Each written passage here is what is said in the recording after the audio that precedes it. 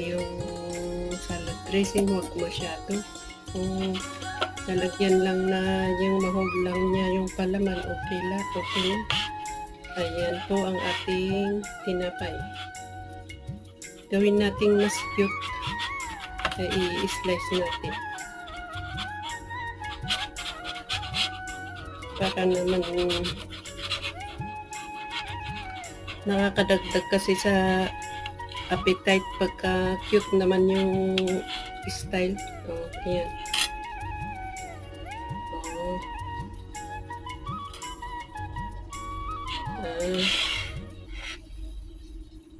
Ayan.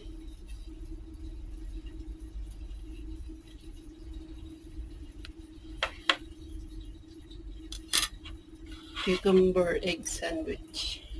Maraming salamat.